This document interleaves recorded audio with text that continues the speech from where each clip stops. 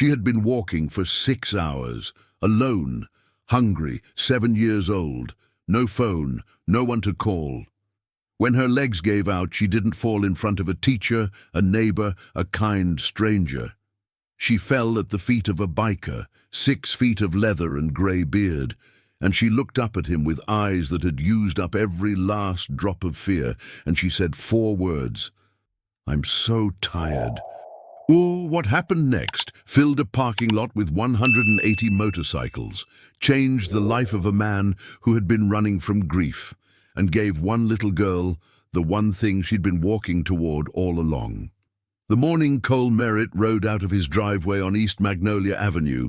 The sky above Knoxville was the color of a bruise healing, purple fading to gray, shot through with pale October light.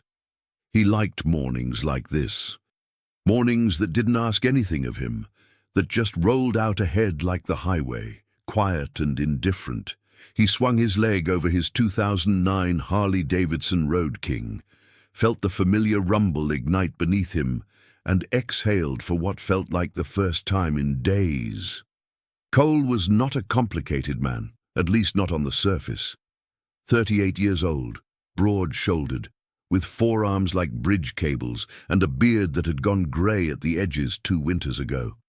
He wore a black leather vest stitched with the patch of the Iron Ridge Riders, a Knoxville-based club that had been riding together for nearly 20 years. Not an outlaw club. Cole was particular about that distinction. They raised money for veterans, organized toy drives at Christmas, and showed up when someone in the community needed bodies and hearts. They were rough men and women who had chosen, somewhere along the way, to use that roughness for something other than destruction. He rolled down Magnolia, turned south on Chapman Highway, and felt the city fall away behind him. The Blue Ridge foothills were just visible in the distance, the trees blazing with color, amber, rust, gold, in the full fury of autumn. He had a meeting point at Buddy's Gas and Go on Sevier Avenue, where about 40 members of the club were gathering before heading south toward Maryville for a charity poker run. The event raised funds for a local children's hospital, and they had been planning it for 3 months. He arrived early. He usually did. The parking lot was already filling with motorcycles, Harleys, Hondas, a few Indians, the occasional custom build that made even seasoned riders stop and stare. He nodded to familiar faces. Big Tom Gallagher, who ran the hardware store on Broadway, was already pouring coffee from a thermos. Angela Reyes, the only woman officer in the club, was checking tire pressure on her road glide. Derek Whitfield, who everyone called Deke, was arguing good-naturedly with someone about the best route south. Cole parked and took his coffee standing, watching the group assemble. 40 people here, more joining from satellite chapters along the route. They expected close to 180 riders by the time they reached Maryville. That number still struck him sometimes. 180 people who had each, independently, decided that a Saturday morning was better spent on a road doing good than sitting in a house doing nothing. There was something about that choice that Cole found quietly moving, though he would never have said so out loud. He finished his coffee, crumpled the paper cup, and was about to head back to his bike when his phone buzzed. A text from his sister, Karen. "Just checking on you. The anniversary is next week. Thinking of you." He read it twice, then slid the phone back into his jacket pocket without responding. He knew she meant well. The anniversary was always hard. 7 years since Emma had died, 4 days before her 3rd birthday. A fever that came fast and took everything. He did not talk about Emma. He carried her the way a man carries something too fragile to risk touching, carefully, inwardly, always. He started his bike. They rolled out at 9:15, 42 motorcycles moving in formation through the streets of Knoxville, and the sound of them together was something that filled your chest, whether you wanted it to or not. Cole rode third in the line, eyes on the road, mind beginning to quiet in the way it only did when he was moving. They were 20 minutes into the ride, heading south on Maryville Pike, when Cole saw her. She was standing on the sidewalk beside a strip mall, a laundromat, a dollar store, a payday loan place with a hand-painted sign. She was small, impossibly small. She wore a pink jacket that had once been brighter and was now faded at the elbows, jeans that were too short, and sneakers that had no business being worn in October without socks. She was standing very still in the way that children stand when they have stopped knowing what to do next. Cole saw her in the fraction of a second before he would have passed her entirely, and something about the stillness of her, the smallness, the way she stood apart from everything around her like a stone in a stream, made him pull his hand back on the throttle. He signaled, crossed the lane, and pulled into the strip mall parking lot. 2 other riders behind him did the same without being asked. That was one of the things about riding in a group. You developed a peripheral awareness of each other, a kind of wordless communication. Cole pulled up to the curb and cut his engine. The girl turned toward the sound.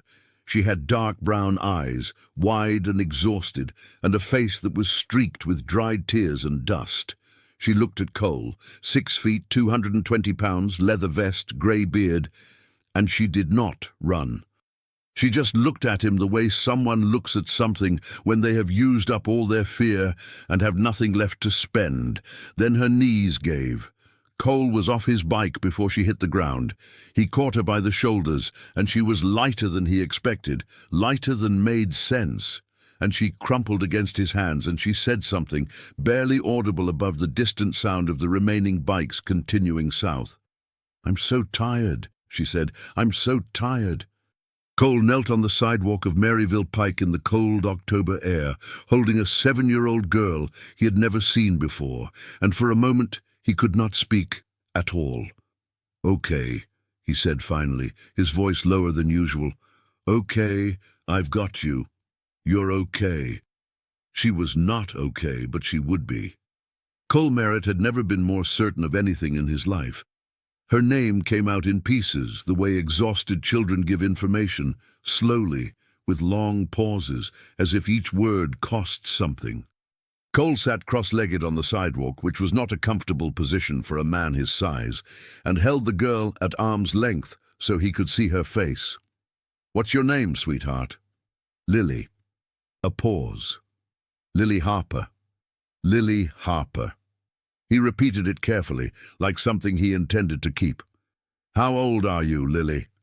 She held up 7 fingers. 7. "Okay. Where do you live?" She looked down at her shoes, the thin, sockless sneakers, and said nothing. "That's okay.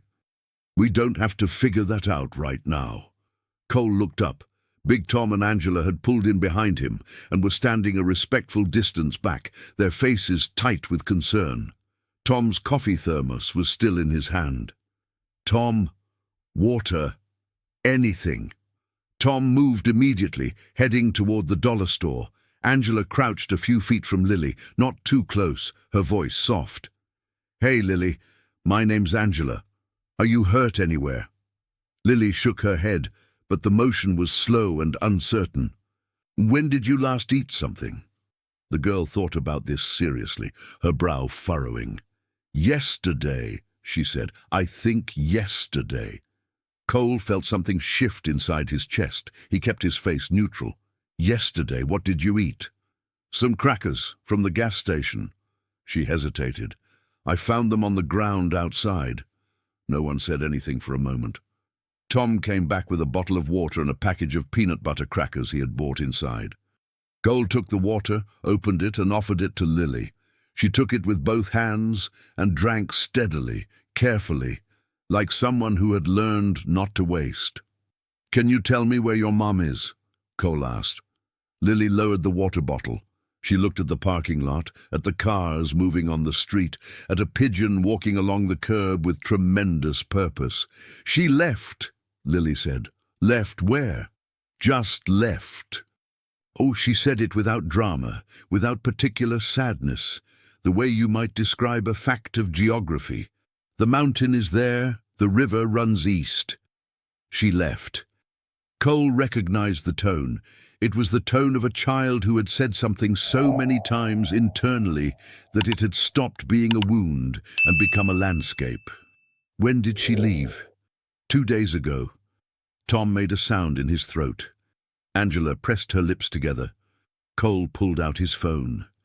He dialed the club's group line, a rolling call feature they used during rides to communicate without stopping.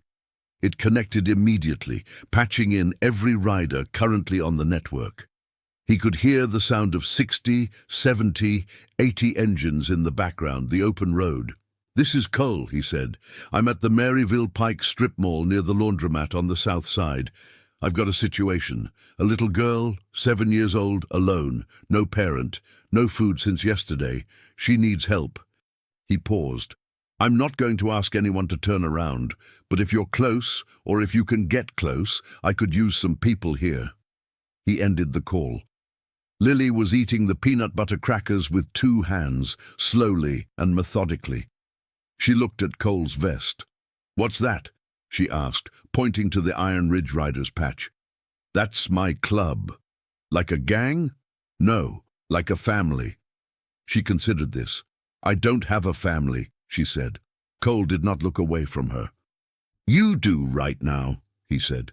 "You've got me and Tom and Angela and about 140 more people who are going to be very interested in meeting you."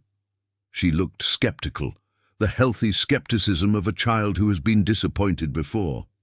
Why would they care about me? Cole thought about Emma. He thought about the weight of that question, coming from a 7-year-old's mouth. He thought about all the ways he had tried to answer it for himself over 7 years and the ways he had failed. "Because that's what people do," he said. "The right ones, anyway." 20 minutes later, the first bike started pulling in. It started with 6 riders who had been at the tail of the group and heard Cole's call before getting too far down the highway, then 12, then 20. They pulled into the strip mall parking lot in 2s and 3s, cutting their engines, dismounting with the careful economy of people accustomed to large machines and small spaces. They did not rush toward Lily. They seemed to understand instinctively that a frightened child does not need to be surrounded. She needs to be given room, and then slowly, gently included. Angela stayed closest. She had a gift with children, had raised 3 of her own, and she sat beside Lily on the curb and asked her about her sneakers, about her favorite color, about whether she liked chocolate or vanilla. The questions were light, unthreatening. Lily answered them carefully, as if testing whether the answers were safe. Cole stood back and watched the parking lot fill. He made 2 more calls, one to 911, one to a social worker named Patricia Gould, whose number he had from a charity event 3 years prior. Both were on their way. He also sent a message to the club's broader network, the text that would travel through group chats and phone trees for the next hour, spreading outward through Knoxville and the surrounding counties like a signal fire. "Little girl, alone, needs us. Maryville Pike. Come if you can." Lily finished her crackers. She looked at the growing assembly of motorcycles and riders in the parking lot and said with genuine bewilderment, "Are they all here for me?" Angela smiled. "Every single one." Lily looked at Cole. "You called them?" "I made a call," he said. "They made the choice." She was quiet for a moment, then she said, "Nobody ever did that before." Cole had no response to that. He just nodded and kept his face steady and made sure she did not see what happened behind his eyes. By 11 in the morning, the strip mall on Maryville Pike had become something it had never been before, a gathering place, a vigil of chrome and leather and engine heat. 112 motorcycles were parked in every available space and spilling into the adjacent lot. Riders stood in clusters, speaking quietly, checking phones, getting updates from those closest to the situation. A woman from the club named Sandra Howell had run to a nearby pharmacy and come back with a children's fleece blanket, a juice box, and a stuffed rabbit with one button eye that she had found in the clearance bin. She presented the rabbit to Lily with no ceremony at all, just placed it gently in her lap and said, "I thought you might want some company." Lily held the rabbit against her chest and said nothing, but she did not put it down. The police arrived at 11:15, 2 patrol cars, an officer named Greg Samuelson, who was young and capable, and a detective named Ruth Harlan, who was neither young nor particularly surprised by anything anymore.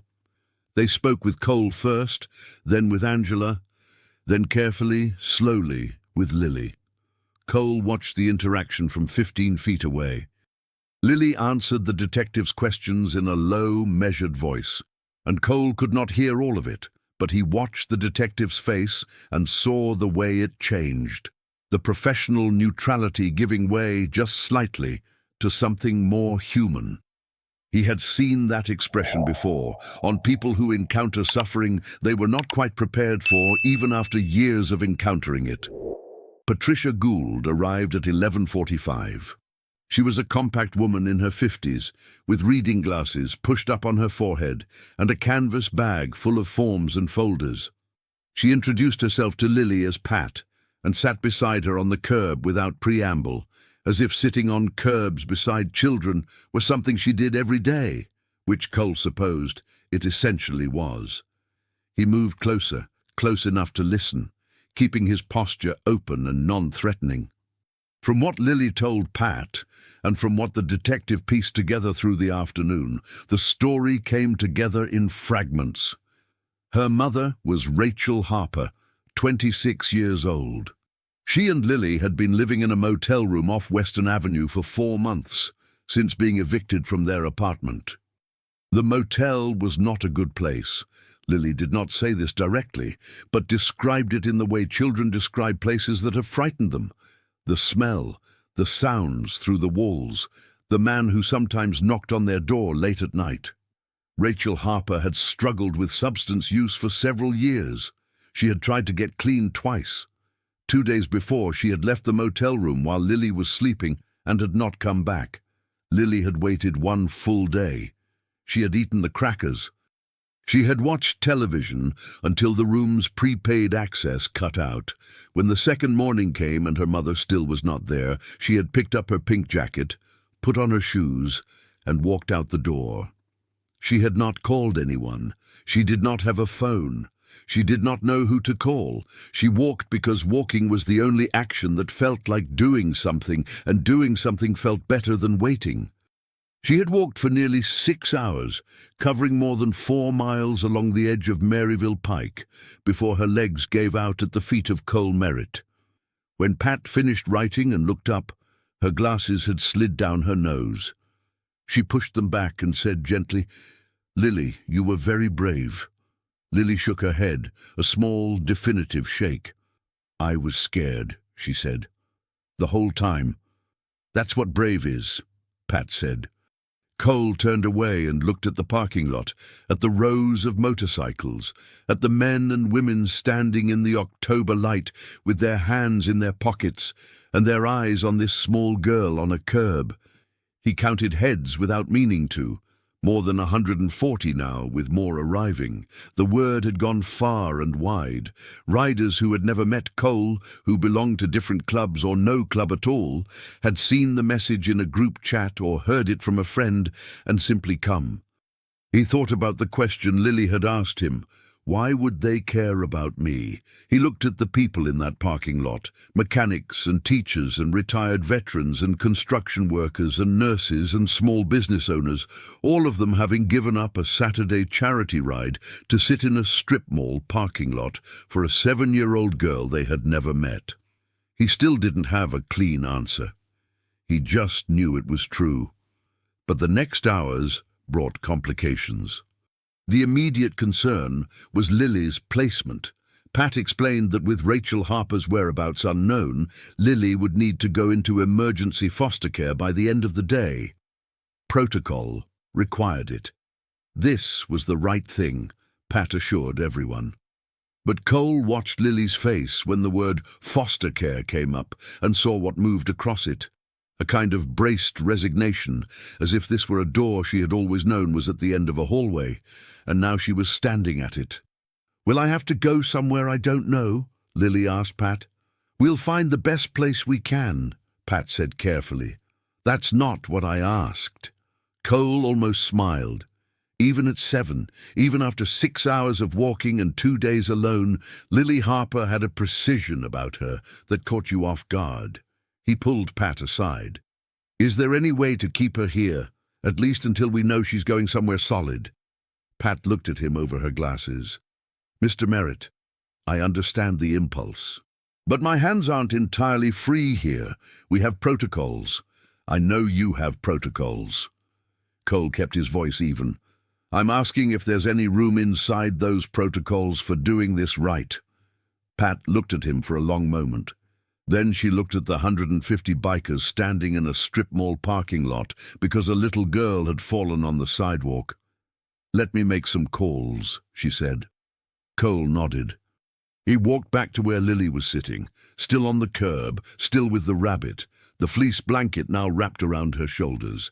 She looked up at him. "Are they going to send me away?" she asked. "We're working on it," Cole said. "That means yes. That means we're not done yet." She looked at him steadily. "You're not going to leave, are you?" Cole sat down on the curb beside her. His knees protested. He ignored them. "No," he said, "I'm not going anywhere." It was past 2 in the afternoon when the final count came in. 180 motorcycles, 180 riders arrived or arriving, filling the strip mall and the adjacent church parking lot and the shoulder of Maryville Pike itself, where they were technically not supposed to park, but where no one, including the 2 police officers present, seemed particularly interested in enforcing the letter of the law. The number had taken on a kind of gravity by now. People were using it the way you use a fact that is also a statement, 180, like the degrees in a straight line, like the full span of a turn. Cole stood in the center of it all and felt the weight of it, the improbable, beautiful weight of 180 people who had answered a call that asked nothing of them except that they show up. Pat Gould came to find him at 2:15. She had been on the phone for the better part of an hour, moving in and out of the strip mall's covered walkway, her canvas bag of forms clutched under one arm. She found him near his bike and said without preamble, "I found something, or rather, something found me." Dave and Sandra Howell. Sandra, who had brought the rabbit with one button eye, were licensed foster parents. Cole had not known this. He'd known Dave for 11 years, had ridden beside him through 2 states and 3 charity runs, but the fostering was something Dave and Sandra kept quiet. They had taken in 6 children over the past 9 years, 4 of whom had been successfully reunited with family and 2 of whom had been formally adopted. Their home in South Knoxville was licensed, inspected, and current. And when Sandra Howell heard what Pat Gould was looking for, she had walked over to her husband in the middle of a crowd of 150 bikers and said quietly, "Dave, it's us. We're the answer." Dave had nodded once. Pat relayed this to Cole with the calm efficiency of someone reporting a logistical development, but her eyes were doing something different from her voice. Cole thanked her and went to find Dave and Sandra. They were standing with Lily, the 3 of them, a slight distance from the main crowd. Sandra was showing Lily something on her phone. Photographs, Cole realized as he got closer. Photos of a house, a yard, a dog of indeterminate breed and enthusiastic disposition. "That's Biscuit," Sandra was saying. "He's 4. He loves people, especially kids, but he's a little shy at first. You'd have to be patient with him." Lily studied the photo. "What kind of dog is he?" "Honestly, we're not entirely sure. The vet says part beagle, part something with a lot of opinions." Lily almost smiled. It was the first time all day that her face had moved in that direction. Cole stopped where he was and watched it happen, that almost smile, and felt something loosen in him that had been tight for a very long time. He let Sandra and Dave continue their conversation. He pulled Pat aside. Is this possible? Lily going to Dave and Sandra's tonight? It's not standard procedure, Pat said. Emergency placement usually goes through the central list. But is it possible? With the right documentation and with the detective's sign-off and assuming Lily is willing? Pat paused. Yes, it's possible. Cole went to find Detective Harlan. Ruth Harlan had been doing this work for 19 years. She had seen the system help children and fail them, had seen emergency placements that were the beginning of something good, and emergency placements that were just the beginning of more chaos. She listened to Cole lay out the situation, Dave and Sandra, the license, the track record, the fact that Lily had already started talking to Sandra, and she listened without interrupting, which was not something she did for most people. You're asking me to expedite this, she said when he finished. I'm asking you to use your judgment, Cole said. Harlan looked out at the parking lot, at the 180 motorcycles, at the men and women standing in the October afternoon because a little girl had needed them to. She was quiet for a long moment. She talked to you, Harlan said, back on the curb when she first fell. What did she say exactly? Cole had been carrying those words since they were spoken. He had not repeated them to anyone.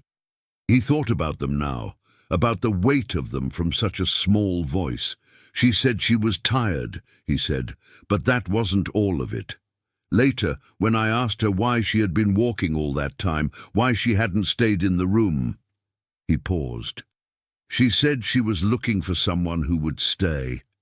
Harlan turned this over. She wasn't walking away from something, Cole said. She was walking toward something. She just didn't know what it was. Harlan was quiet for a moment longer. Then she said, I'll make the call. Cole went back to Lily. She was holding the rabbit. She had finished the juice box Angela had brought and was working on a second one. Dave was sitting beside her now, a large man, almost Cole's size, with a gentleness that sat on him naturally. He was telling Lily about their neighborhood, the elementary school 3 blocks away, the park with the tire swing, the way the leaves looked right now in South Knoxville, which he claimed was the best leaf watching in the entire city. How do you know it's the best? Lily asked. Because I live there, Dave said, and I'm biased. Lily thought about this. That's not a good reason. No, Dave agreed. It's the best kind of reason. Cole crouched beside Lily. Hey, he said. I want to tell you something. She looked at him.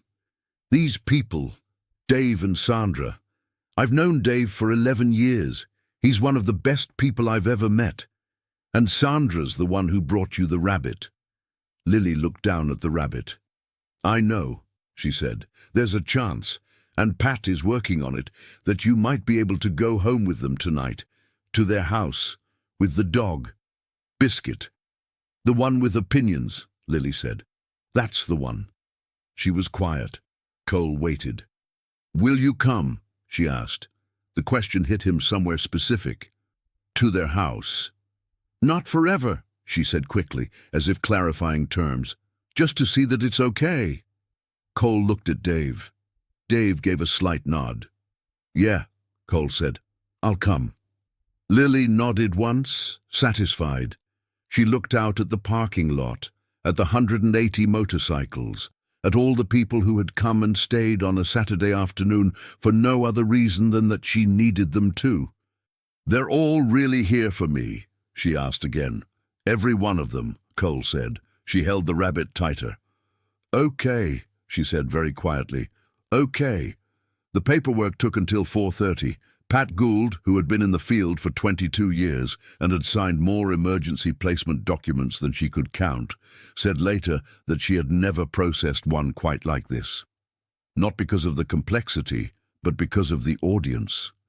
She sat in the back seat of Detective Harlan's car with her forms and her folders and worked methodically through the documentation while, outside the window, 180 bikers waited with an extraordinary collective patience, talking quietly among themselves, sharing thermoses of coffee, watching the late afternoon light change the color of the Tennessee hills to the south. At 4:45, Pat stepped out of the car. She walked to where Lily was sitting, still on the curb, still with the rabbit, now also wearing a second jacket that a woman named Dina Marsh had taken off her own back and placed around Lily's shoulders without being asked. Pat crouched in front of Lily and said, "Lily Harper, I have some paperwork here that says you're going to go home with Dave and Sandra Howell tonight, just for tonight to start with, and then we're going to keep working to figure out the best next step. Does that sound okay?" Lily studied her. "Is it a real home?" "It's a very real home. With the dog? Biscuit will be there." Lily looked at Cole. He gave her a single nod. "Okay," she said. What happened next was not orchestrated by anyone. It simply happened, the way certain things happen in groups when emotion builds to a point that it needs somewhere to go. Someone started it. No one could say afterward exactly who. Maybe it was Big Tom, or maybe it was Angela, or maybe it was one of the riders from the outer clubs who had driven 40 minutes on a Saturday afternoon to be there for a child they had never met.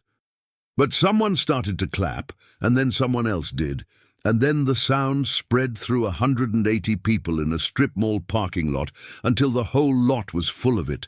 Applause that was not polished or performative, but was the real, rough sound of people expressing the only thing they had left to express. Lily looked up. Her eyes went wide. "They're clapping for you," Sandra said softly. "I didn't do anything," Lily said. "You walked 6 hours by yourself when you were scared and hungry and exhausted," Sandra said, "and then you fell at the feet of exactly the right person." She paused. "That's not nothing." Cole crouched beside Lily one more time. He had been thinking about what to say since the moment Pat had walked out with the paperwork. He had rehearsed several things and discarded them all because none of them were true enough. "You asked me earlier why they would care about you," he said. "All these people."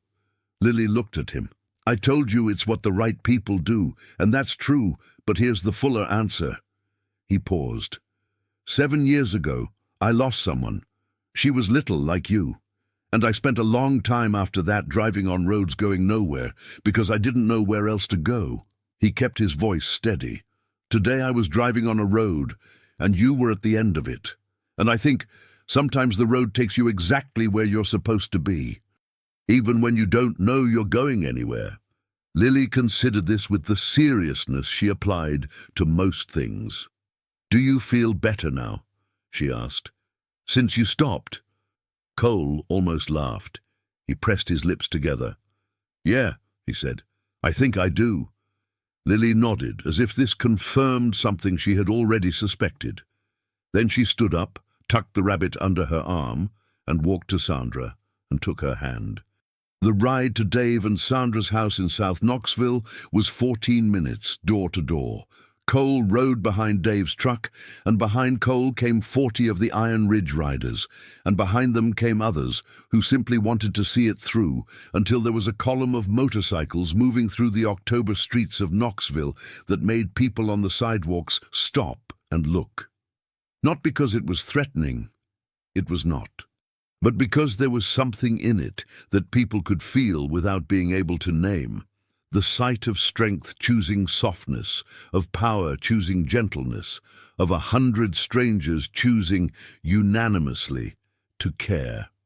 Most of the riders peeled off before reaching the residential streets, satisfied that the thing was done, that Lily was safe, that the day had meant something. But a core group of 20 continued to Dave and Sandra's house and parked along the curb outside, and they were there when Lily came down the front walk, and Biscuit, who was indeed part beagle and entirely opinion, burst through the door and nearly knocked her over. Lily went to her knees on the front walk, and Biscuit licked her face with tremendous commitment while she laughed. A real laugh, bright and unguarded, the kind of laugh that had clearly been inside her all day, waiting for the right moment. The riders on the curb smiled. A few of them laughed too. Cole stood on the sidewalk with his hands in his jacket pockets and watched Lily Harper, 7 years old, pink jacket, rabbit under one arm, dog trying to climb into her lap, and felt the thing in his chest that had been tight and locked for 7 years shift in a way he was not entirely prepared for. Not break, not dissolve, just move. Like a door opening slightly on a room that had been closed for a very long time. Dave appeared at his shoulder. "You okay?" "Yeah," Cole said. He cleared his throat. "Yeah, I'm okay." "You going to come back?" Dave asked. "Check on her?" Cole looked at Lily, who was now sitting fully on the front walk, with Biscuit in her lap, the rabbit balanced on the dog's back with precarious dignity. "That's the plan," he said. He did come back, the following Saturday and the one after that. He came on Thanksgiving with a pie Sandra had asked him to pick up from the bakery on Chapman Highway. He came in December, when the Iron Ridge Riders organized a Christmas party, and Lily, who had been asking about it for 3 weeks, stood at the edge of the room in a red sweater and watched 100 leather-jacketed bikers set up a gift drive for children just like her, and said nothing for a long time, and then said to no one in particular, "There are a lot of them." "There are a lot of us," Cole said.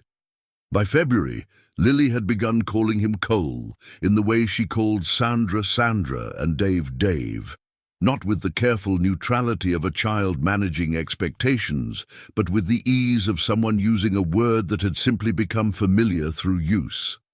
By April, when the cherry trees on their block came into bloom and Biscuit developed a passionate interest in squirrels, Lily had started first grade at the school 3 blocks away and was, by all accounts including her own, doing fine. The Iron Ridge Riders held their annual spring charity ride that year with a new cause added to the roster, a fund for children in emergency foster placement in Knox County, established in partnership with Pat Gould's agency. It was not named after anyone. It did not need to be. At the kick-off event, held in the parking lot of Buddy's Gas and Go on Sevier Avenue, Cole spoke briefly to the assembled riders. He was not a speaker by nature, and he kept it short. "Some of you were there in October," he said. "Some of you weren't, but all of you know why we ride.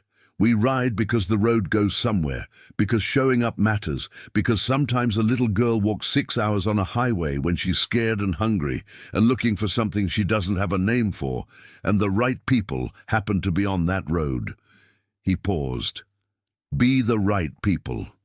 In the back of the crowd, standing on the bumper of Dave's truck to see over the heads of the adults, Lily Harper held her rabbit, still with one button eye, and watched and listened, and did not look tired at all.